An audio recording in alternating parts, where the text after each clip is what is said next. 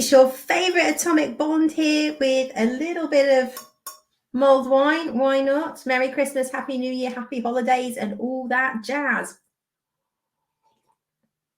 Oh, cheers. So, yeah, sorry I have not been able to make a video. I woke up last Sunday absolutely full of cold. I have been trying to get through it all week. This week was my final week at work before breaking up for the holidays. So I was head down, dosed up, fighting to get through that. But I'm hopefully, fingers crossed, coming out the other side of it. Apologies if I'm sniffing and sneezing, because I've still got this sort of tail end sort of in my nose, sort of sinuses thing. And everyone around me seems to have a cold or COVID or a stomach bug or something. So I'm trying to hunker down, avoid people, and hope to get rid of the final bits of this cold. But it gives me a chance to talk to you guys and make a little bit of Atomic Pop chat. So I'm conscious that this time next week will be Christmas Eve. So I'm not sure I'll have the opportunity to make a Sunday lunch or a pop chat. I might try and jump on it in the morning if I can. But I am out on the 23rd, and I think that's going to be a late one. So we'll see. So I definitely wanted to make a video this week. So much been going on, new shows out. Hollywood's still getting its butt kicked. It's Elon versus Iger, which I've got the popcorn. I'm all here for. Loving that going on. We're seeing like Paramount stock is also plunging. It's down to about $16 a share. It's really complicated structure behind the company, so it's quite difficult to work out or how they're going to sell it. And really, I guess it was like this time next year, 2024, will there be a Hollywood? Probably not as we know it, Captain. So I guess watch this space, just sit back and watch it burn. Calm as a bitch. Cheers to you, Disney. They trashed my IPs, and this is what you get. You know, we're seeing the BBC imploding. More and more people are dropping their license fee. The government's looking at that still, and rumours keep flying that they're going to get rid of the license fee. It's going up again next year. I think it's going to be like 160 odd pounds a year. And the only two things I ever really watch on the BBC, one was Doctor Who. Second one, a bit of Strictly, and maybe a little bit of MasterChef every now and again. And that's about it. And I'm paying £160 a year for that. And I appreciate I haven't been able to do my Doctor Who special 3 review yet. Hoping to get that in the next couple of days. Fingers crossed tomorrow. But based on what I've seen there, I don't think Doctor Who is worth my license fee. And I'll let you know what I think of that one. Coming soon. Was better than the previous 2. I'll leave it at that. So I mean, crazy times that we live in, as always. And talking of Hollywood getting their butts kicked, this morning I had the pleasure of going to see this little beauty, Godzilla -1. Rumored to be made on under $15 million. I think that that number was floated around, and the director or the person that came out and made this laughed and said, "I wish I had that amount of money." And for whatever the budget was, they have turned around an absolutely great. Sorry, I'm just going to fluff for my hat to sort of be in my eyes. Sorry, I'm sitting here like right. There we go. Strand. There we go. Yeah, made an absolutely cracker of a film. Really entertaining. Is it the best film I've ever seen? No. Is it a good, solid, entertaining film? Hell yes. I really enjoyed this from start to finish. I try and keep it spoiler free, but I think most people kind of know the gist of a Godzilla film. So it's literally starts in the last couple of days of the Second World War. Obviously, this is a Japanese film, so from their perspective, a pilot lands on an island and It turns out he's a kamikaze pilot, so everybody's sort of scratching their head a bit about, well, what are you doing here? And he sort of said, oh, there's something wrong with my plane. I couldn't finish my mission. And on this island, there's basically like engineering crews and all of that. So they overhaul the plane, look at it, can't find anything wrong with it. And then the sort of senior engineer goes over and sort of says, look, we can't find anything wrong with the plane, or like, what's going on? And obviously this guy sort of takes umbrage to that. He's like, oh, what are you trying to say? He sort of storms off, and the guy goes after him. And there's a basic conversation that sort of says, like, I get it. You giving up your life now is not going to change the outcome of the war. We know it's over. So, you know, we get it. Don't worry, kind of thing. And then later on that evening on the island, the sirens start going off. Something's coming. They think it's the Americans. And turns out to be Godzilla. And this is a pretty big beast, and it comes crashing in, and they retreat and sort of hunker down, and they say to the pilot, like, can you get to your plane? Can you, like, you've got like a certain type of gun, you should be able to kill it. And he runs to the plane, gets in the plane, and basically he's got Godzilla right in his sights, right in front of the plane, and he just completely freezes up. He just like doesn't fire.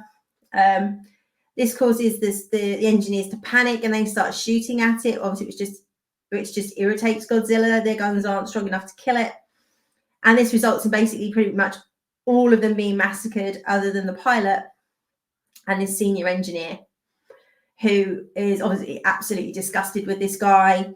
When they get off the island and they're on the boat going back to Japan, he walks over and just throws this packet at the guy. And when he opens it, it's pictures taken from all the deceased. And it's all pictures of their family, basically, sort of saying, like, you know, this was your fault. Pretty harsh, but, you know. So then we sort of pick up with him being he goes back to Tokyo, goes to find where his parents lived, and everything is flattened. Tokyo was absolutely flattened in bombing raids. He finds out his parents were killed, pretty much everyone around him. His neighbor lost all her children. And it's pretty much squalor. She's disgusted with him. She's like, oh, hang on, weren't you a kamikaze pilot? Why are you still alive? And basically, if you'd done your job, my children would still be alive. You would have stopped them from bombing Tokyo, your parents, etc., etc. So everything's very raw. Feelings are running very high. And then we see atomic testing happening in various places out in the sea, out in the oceans, as we know happened. And this causes then Godzilla to mutate.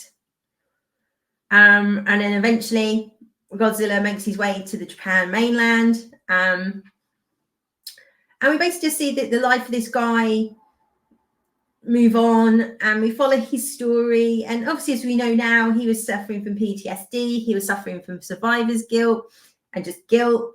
This guy's not in good shape. And through various circumstances, he ends up meeting a woman who has a child. The child's not hers.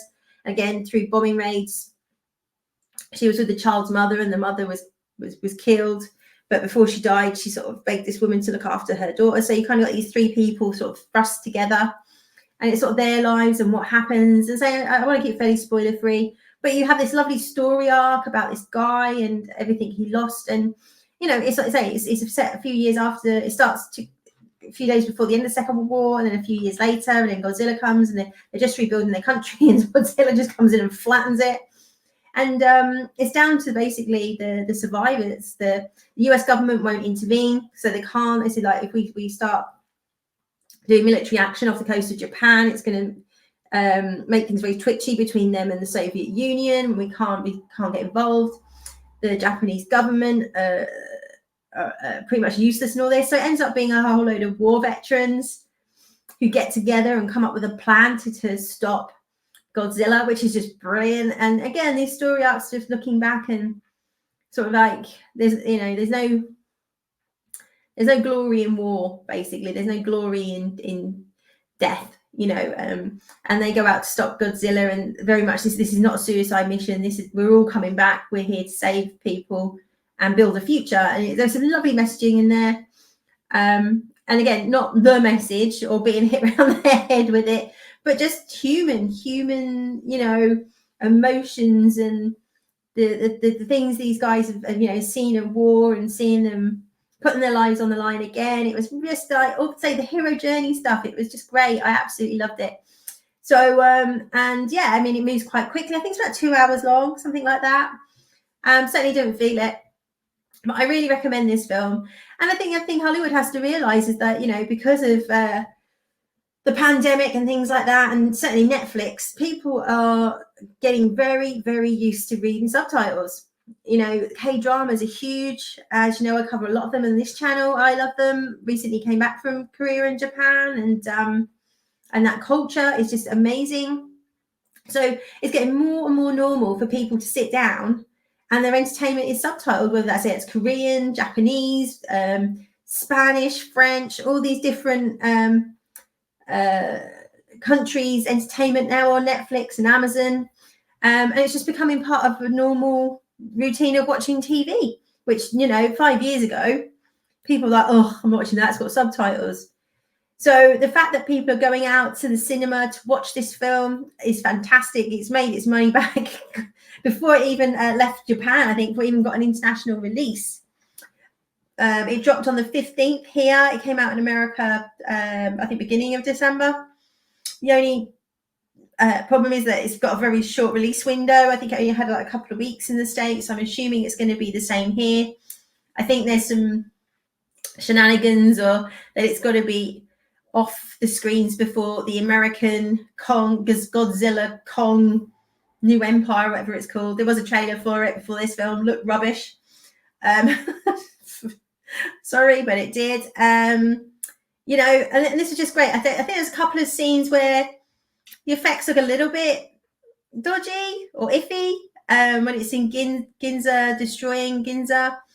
But overall, the effects are fantastic. The actual Godzilla model, and a lot of this is obviously set in the water and there's battleships, and it was just outstanding. I mean, even the couple of scenes that are a little bit iffy were still head and shoulders above what we're getting from Marvel and Lucasfilm, with a fraction of the budget. Most of the actors in the Marvel films wouldn't even get out of bed to be in the Marvel film for the amount this whole film cost. It's just absolutely bonkers. But yeah, if you just want something really entertaining, good fun, a good romp, I really recommend this. And as I always say with my Korean stuff, give subtitles a try. The more you watch them, the less you sort of notice them, and it just becomes, say, part of your normal watching. You can't even forget that you're reading subtitles with a really good drama film. You just get sucked into it and you care about the characters. You still care about the characters and you want to know, and you get invested, you want to know what happens to them. So top film, great way to round out the year. Go see Godzilla -1 before it's gone. So check that bad boy out. Hey, Prime TV. Amazon Prime, I should say. I cannot get my head around Amazon. One minute you're getting absolute garbage like the Rings of Power and Wheel of Time. And the next minute you're getting Reacher and Terminal List. It's like, how does this happen? It's such a schizophrenic channel in that sense. But boy, am I glad that it's back. Season 1, obviously, these are based on the Lee Child books, which I've not read, I will say, but I have a friend who's got like all of them. He absolutely loves these books. And he watched the first season of this and recommended it. And I'll tell you, knowing he'd read the books, I went, oh, does it stack up? Is it good? And he was like, yeah, definitely check it out. So I did. And fantastic. So season 2 has dropped. We've got the first 3 episodes on there, and then it's dropping weekly. Again, this is based on one of his books. I don't think they're necessarily sequential. And as ever, there are some slight differences as I understand it, but absolutely solid story. A kind of like procedural, I guess. So we've got Reacher, and he's obviously a bit of a nomad. He goes round, he sort of rights wrongs where he sees them, and he gets contacted by one of his old army team, because obviously he's in like sort of special forces kind of thing. and one of their old team has been found dead. And when they look into it, it's quite clear he's been murdered. And then the more they look into it, other members of the team have disappeared. And obviously they start looking for them, and then they're sort of like disappeared, assumed also murdered. So there's a whole, why are they after Jack Reacher's team? What's happened to the people? There's some great actors in this, and there's a little thing that started with the guy that played the Terminator in Terminator 2. Oh, is it Patrick? Patrick. Oh no, I'm gonna have to look, aren't I? I do this, and then I can't remember people's names. It's terrible. So bad. Oh dear. Get worse the older I get as well. Just cannot remember people's names. It's absolutely shocking of me. Robert Patrick. There we go. Robert Patrick. And they're trailing Reacher in one of the unit, and they've checked into a motel, and they've checked in under one of the names of Sarah Connor. And the guy's on the phone to Robert Patrick saying, "Oh, checked in as such and such and Sarah Connor." And he's like, "Who the hell's Sarah Connor?" And she's like, "I don't know, and I don't care." So great little play there, if you're into that kind of thing, which I thought quite funny. But anyway, absolutely solid performances so far. It starts with a cracking opening that he's in a little town. He's gone to the thrift shop to get some clothes and goes over to the cash point. There's a woman at the cash point. Clearly looks like she's been beaten up. So initially you kind of think, oh, it's like her husband or something, like domestic violence. But Reacher kind of clocks what's going on. So he was like a special forces special investigator. So he like notices stuff. And he basically clocks that she's been carjacked. And he's sort of standing behind her saying like carry on getting the money out. Have you been carjacked? And she's like, yeah. And he's like, anybody in the car? And she's like, my son. And he's going to kill him if I don't give him the money. And he's like, okay, don't worry. I'll sort this.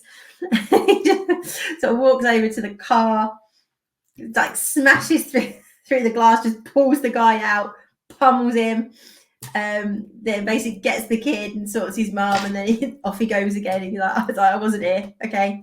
But yeah, absolutely. That was like the first couple of minutes of season 2 before we get into the actual story. But absolutely brilliant. I call this like dad fiction. I know it's maybe because it's a certain age. I don't know, but I mean, whatever it is, I'm enjoying it. Loved season 1. Really great storytelling.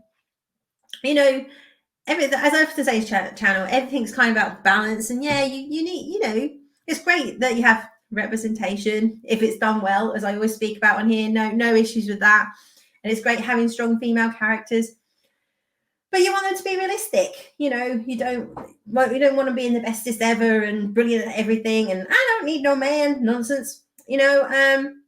And again, you need men who are portrayed as men with a bit of testosterone, and they're not all simps and constantly being shown up by the women. And they start off rubbish and they end rubbish, and it took a woman to point out how rubbish they are. It's just great to have some, again, old-fashioned storytelling. There's some great female characters in this. One's like again, they're all sort of were in his squad.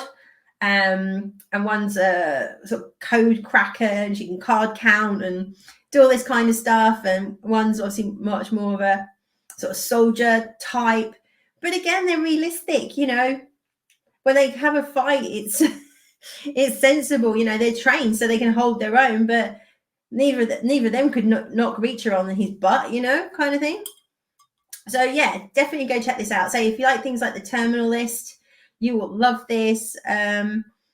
Great, just really pleased it's back, and a really solid opener. So first 3 episodes been really good. So I've got hope for the rest of the season.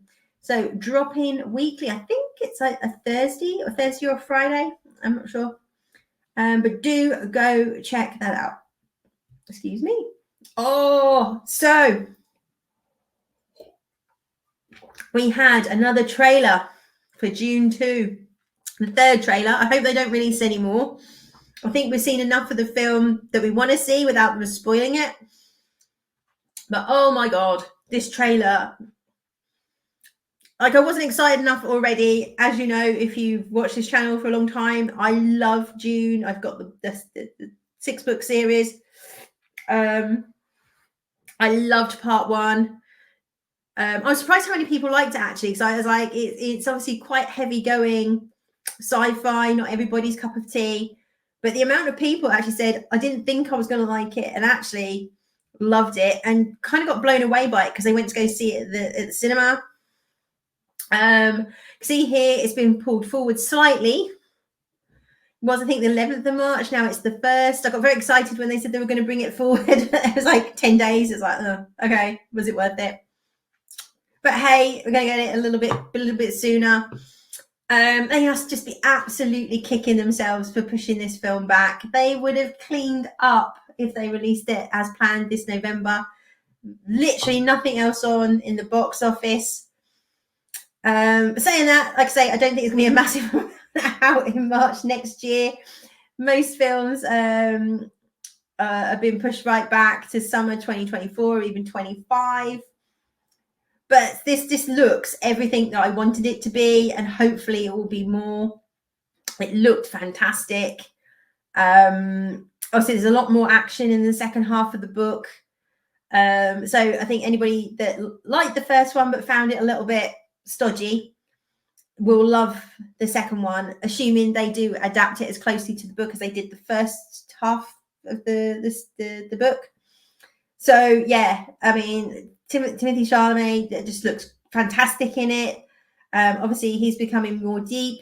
The effects look stunning. It looks like, again, we've got a good mix of practical and CGI, and sort of bringing the worms to life. And I am, like, I wasn't excited before. I'm even more excited.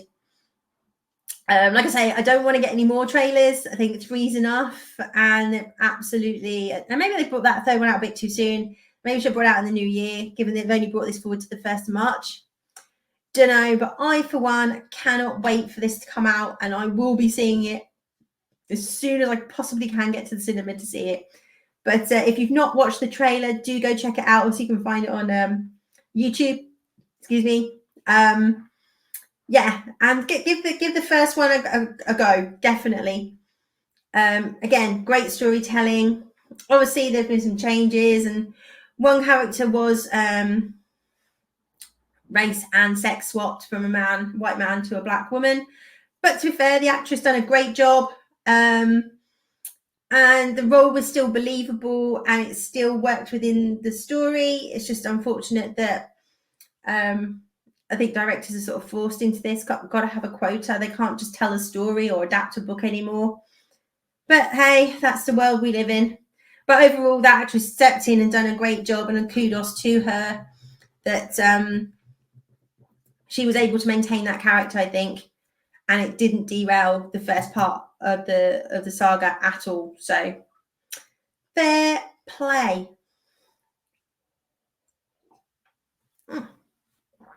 Bring on the spring and Dune Part 2 in IMAX. Okay. So this one kind of sneaked up on me a bit. I saw a trailer the other day. I think I saw it on X, actually. Obviously, Henry Cavill caught my eye, and this is Henry Cavill's character. Matthew Vaughn film called Argylle. Matthew Vaughn, great movie maker. I love the Kingsman. Second one, a little bit off the boil, but the third one, The King's Men, fantastic. Got a lot of time for Matthew Vaughn's films, and this seems right up his alley. So the pretense is you've got an author. She writes these series of spy novels, and they're sort of James Bond-esque, and you've got Henry Cavill playing this character called Argylle, who's the spy in her books, and she's writing her latest novel. But basically what she's writing is then kind of actually happening somehow. So like the sort of spy world is kind of descending on her to go like, how do you know that this stuff is going to happen? And she's like, what are you talking about? And they're like, what you've written has actually happened, and like Argyle does exist in reality or something like that. But and like Dua Lipa's in it, she looks amazing. So yeah, like a really sort of homage, I'd say, not a parody, but homage to James Bond. I mean, we've always said like Henry Cavill would make a great James Bond, but as usual, let's not cast the obvious. Yeah, and it's got that usual sort of humor, very much like the Kingsman type humor. But you know, against this sort of serious tone of, you know, espionage and real events and serious consequences. And like, so they're sort of sent to sort of protect her and find out how she knows. And what we don't know from the trailer is it accidental? Is it just completely accidental that she's just writing stuff that's coming true, or is she being bugged? And some agencies are using her ideas to actually pull off spy maneuvers. Who knows? But it looks really, really good fun. Again, it's around just over 2 hours. Can somebody please make a film that's under 2 blimmin' hours? Unbelievable. But anyway, so this is currently slated for the 2nd of February. Really looking forward to this. Like I say, if it's as good as Matthew Vaughn's other stuff, I am really up for this. And they say it looks good fun. Yeah, can't wait to, you know me, shallow as I am. Anything with Henry Cavill in, you know, I've got to give it a go. Even if I don't, you know, don't end up sticking with it, you got to give it a go. So, you know, cheers, Henry Cavill. But do go check out the trailer. Let me know what you think. As always, pop your thoughts in the comments. Have you been to see Godzilla? What do you think? Is it just going to really just show up the Hollywood version? I think it will. Let me know. Yeah, are you excited for June as I am? Why wouldn't you be? And have you heard of this? If not, go check out the trailer. Let me know what you think. Okay. So here I know it says Alice in Borderland Series 2, which we have already had, but it was announced recently we're getting an Alice in Borderland Season 3, and you could have knocked me down with a feather. Now, this is based on manga, some original manga, and it's obviously a Japanese show. We've had seasons 1 and 2 on Netflix. We will be getting a season 3. The reason I was like really surprised at this, because season 2 kind of pretty much rounded out the story. It could have absolutely finished then. And it was like it made sense as to what happened to the series of characters, why they were playing these games. So anyone who doesn't know, there was the 3 lead characters are in Tokyo. They go to Shibuya Crossing. They're mucking around. They're like sort of late teenagers, early 20s. They're mucking around, and something happens, and we don't know what. And they run inside Shibuya Station. When they come out, there's no one there. Everybody has disappeared. It's just the 3 of them. And they start looking around Tokyo and trying to find other people. And they gradually find other people, but sort of, you know, in the hundreds, maybe dozens. And then there's a series of games that they have to play. And all these games are based on like playing cards. And a bit like Squid Game. So I think I'd watched this before I'd watched Squid Game. And it was like, oh, that's quite similar. But yeah, there's a series of games, and basically, if you fail the game, basically you kind of lose your life, kind of stuff. So high stakes. And series 2 kind of rounded out what had happened to them, where had everybody gone, why were these games being played. But then right at the very end, there was a scene with a table, and there was just a Joker card on the table. And everybody was a bit like, what does that mean? And that has led to a season 3. We don't know anything about the plot. We do know the 2 main characters from seasons 1 and 2 are due to return. So yeah, we don't have a release date yet. But hopefully it will be next year. We don't know when, but it's an interesting one, because I was really excited for season 2 because it ended on such a cliffhanger. Season 3, I'm a bit like, it could be absolutely amazing, because it could go in any direction now.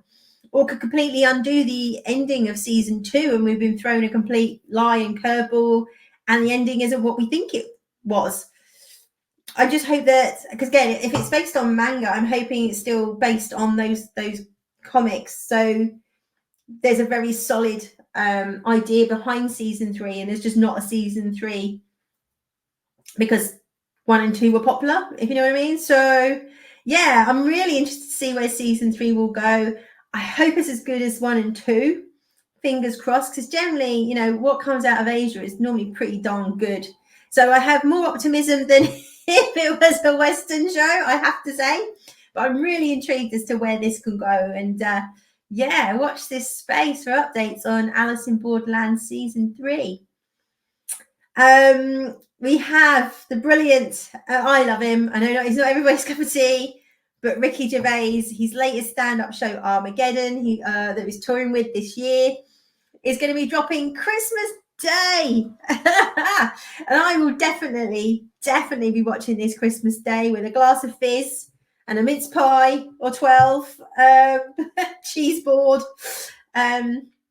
watching this. Now, again, he's not everybody's humour, but I just love the fact that nothing's off limits with Ricky. And he's old school comedian that just says you should be able to laugh at anything. You should be able to poke fun at anything. You're not, you know, no privileged group should not be able to make fun of somebody because of X, Y, and Z. It's humor. That's the point, is you can poke fun at anybody and anything. Doesn't mean you have to find it funny. And I've already seen people going into meltdown on X because of certain jokes, and I think taking the mickey out of disabled people or something, I know. But so I, for one, cannot wait for this. I cannot wait for what he's going to say. And again, he's just got that, you know, FU money. He's like, don't like it, don't watch it. I don't care. You know, he can just make what he wants to make. And again, I talked about Amazon schizophrenic. I mean, Netflix is just as bad. You know, one breath you'll have Dave Chappelle, you'll have this, and then you'll just have some absolutely cringe woke nonsense on there as well. That that just goes off a cliff and nobody's interested in watching. Absolute bonkers. But I mean, they know they're going to make money out of this one. So I am very much looking forward to this. More so than some other Christmas specials. And talking of other Christmas specials. Oh, and to be fair, when I said that there's only, I know that the BBC and the whole license fee going up to 160 odd pounds next year.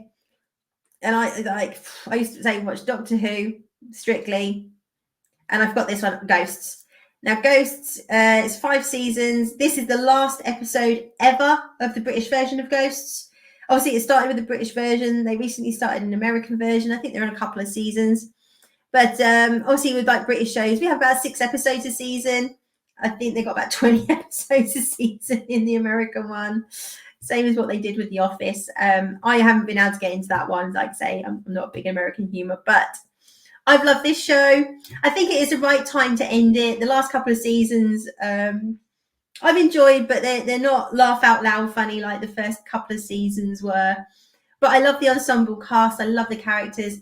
The Tory MP will always be my favourite. Julian, it's absolutely brilliant. Walking around with no trousers on because he died while having sex at a Christmas party in this house. So anybody who dies in this house sort of, you know, becomes a ghost in this house.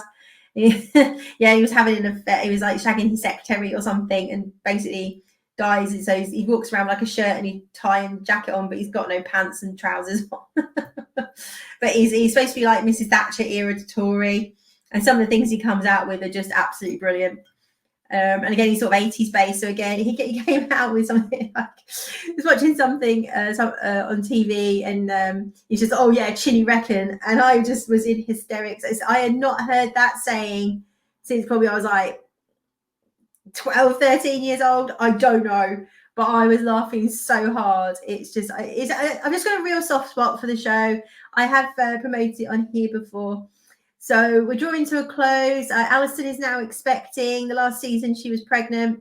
She hadn't had the baby. So We're assuming we're going to get the arrival of the said baby Christmas Day on here. I guess what we don't know, or what are they going to do, is like, will the ghosts all pass over and finally move on, or will they stay to help raise the baby? We don't know, but I'm really looking forward to how they conclude this. And so the Christmas specials are always a little bit bittersweet. They're normally very funny, but they always have kind of a poignant point to them, and quite sad at points, actually. Because obviously they're always, making the point like family and things like that. So yeah, very much looking forward to this. Again, this is Christmas Day. I think it's on after the Doctor Who special. So, but it is one I will be watching alongside Ricky Gervais. So go check out Ghosts. If you love your old sort of British sitcom humour, a little bit more updated, it's a really good, fun watch. And I think that brings me to a close. It does indeed. So, yeah, mainly pretty much a mixed bag there, very eclectic, as my tastes always are. So I'm going to try and get the view of the final Doctor Who special out in the next couple of days. Hopefully tomorrow. We'll try and squeeze in another Atomic Pop chat, either before Christmas Eve, or hopefully I might be able to do a very small one Christmas Eve. But if I don't, I want to wish you a very happy Christmas, happy New Year, happy holidays. Thanks to everyone that has joined the channel this year and supported me, whether that's followers, fellow YouTubers, for having me on your shows. Shout out to the Type 40 crew and Spacebook. So another year gone by, another year of bonkers pop culture, and gone. Who knows what we're heading into next year, if we're even going to have any TV shows, films to watch with all the strikes that have happened, whether there'll be any studios to make them. They're all getting woke, going broke. Maybe they'll finally defund the BBC and get rid of the TV license, or announce they're going to get rid of the TV license. We can but hope. And let's hope we've turned a corner, and we're going to get, a more mix of entertainment. As I've always said in this channel, there's a place for woke entertainment. Of course there is. There's an audience for it. We're not quite sure who or where they are, but apparently there is one. And why shouldn't they have programs made for them? Do not have a problem with that. But just do not put it in every sodding thing that we watch. Please. Our IPs have gone. We need some new IPs. We need some good storytelling. And above all, we just need some escapism and entertainment. The world is not a great place right now, and seems to be getting worse week on week. So I think we're absolutely at that point where we just something could come along right now that has the right tone. The same way Star Wars came out in the late 70s on the back of very dark times in the 70s, obviously Vietnam in America, the UK, everybody was constantly on strike, and the 3-day week, and no electricity, and the 70s was a pretty grim place. And this film came out full of hope and optimism, and the good guy wins. Oh, the good girl. Whatever. And I think if a good, savvy storyteller gets that, going into 2024, 25, you could make a killing. I think we're all primed and ready for the next Star Wars. Something that comes along, that blows us off our feet, something we've never seen before, that's just full of hope, fun, and entertainment. Whether it will come out the West or Asia, who knows? But I'm here for it. And whoever comes up with it, good on you. So, great holidays, great Christmas.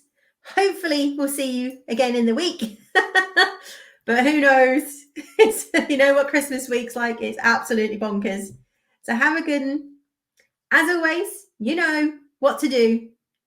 Like, share, and subscribe. It does really help. And please send me your comments on everything I've spoken about.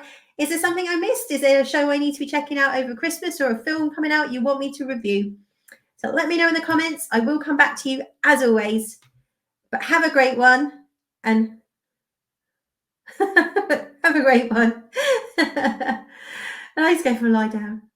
This cold is getting the better of me. I can feel my tablets wearing off. I'm losing the plot.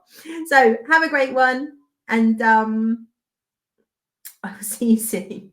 Bye bye.